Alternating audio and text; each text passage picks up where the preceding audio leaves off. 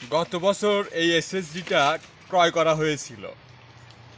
এই বছরে শুরুতেই এসএসডিটা নষ্ট হয়ে গেছে, মানে উইন্ডোজ দিলে কোনো কাজ হচ্ছে না, প্লাস ফরম্যাটও হচ্ছে না, ডিলেটও হচ্ছে না, যার কারণে 3 বছরের ওয়ারেন্টি বা গ্যারান্টি ছিল। সেই দোকানে যাচ্ছি এসএসডিটা বদলায় নিতে। আজকে আপনারা দেখবেন যে এই এসএসডিটা বদলায় নেব আমরা সেই দোকান থেকে। দোকানদার কি বলে এবং তার সম্পর্কে বিস্তারিত তথ্যই আপনাদের জানাবো।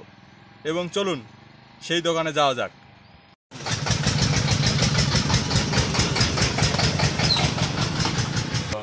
ইউটিউব ভিডিও মেকিং করার জন্য মানে কম্পিউটার অন করেছি, সঙ্গে সঙ্গেই কম্পিউটারে প্রবলেম। তারপরে এই তো দেখতেছেন যে এখানে চলে আসলাম।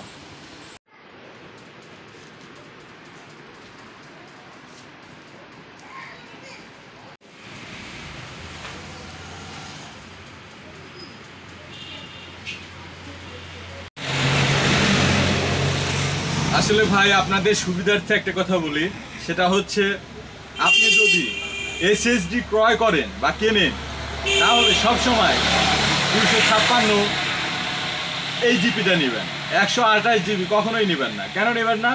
কারণ 128 জিবি যেটা নেবেন এটা আপনার নষ্ট হওয়ার সম্ভাবনা অনেক বেশি থাকবে, এবং 256 যখন নেবেন এর চেয়ে বড়টা, তখন আপনার নষ্ট হওয়ার সম্ভাবনাটাও কম থাকবে এবং কম্পিউটারের যে স্পিডটা সেটা আরও ভালো পাবেন। 128-এ যে স্পিডটা পাবেন রিফ্রেশ করার সময় আপনি নিজে বুঝতে পারবেন যে 128-এর চেয়ে 256 অনেক অনেক স্পিড বেশি। এবং শুধু তাই নয়, এই 256 যেটা আছে এটা খুব কমও নষ্ট হয়। বুঝতে পারছেন? এটা নষ্ট হওয়ার পরিমাণ বা সংখ্যা খুবই কম। কেন কম? কারণ এটা সেল হয় কম, নষ্ট হয় কম। আর এই 128 যেগুলো কোম্পানিগুলো মার্কেটিং করে এগুলো নষ্ট হয় খুব দ্রুত, এবং অনেক নষ্ট হয়, অনেক বিক্রি হয়। আপনি শুনলে অবাক হবেন যে এই 128 এসএসডি যে পরিমাণে বিক্রি হয় তার 100 ভাগের 20 ভাগ আপনার 256 জিবি যে এসএসডি কার্ডটা আছে সেটা কিন্তু কি হয় না। তাহলে বুঝতে পারছেন? আর কোম্পানি চাইবে যে আমার প্রোডাক্ট কিনুক এবং নষ্ট হলে আবার কিনবে, এটাই তো।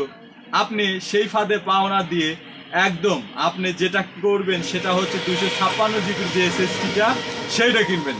যে ভুলটা আমি করেছি সেই ভুলটা আপনি কখনোই করবেন না আশা করি। আমি ভুল করতাম না, কিন্তু ঘটনা হচ্ছে একটু কস্ট একটু বেশি পড়ে যায়, যার কারণে আমার এটা নেওয়া ছিল। এটা ভুল বললে ভুল হবে, এটা ভুল না, আসলে আমি বুঝে শুনেই নিয়েছিলাম। কিন্তু আপনি বুঝে শুনে কিছুদিন পর হলেও ওই 256 জিবির যেটা আছে সেটাই নেবেন। ধন্যবাদ, ভালো থাকবেন।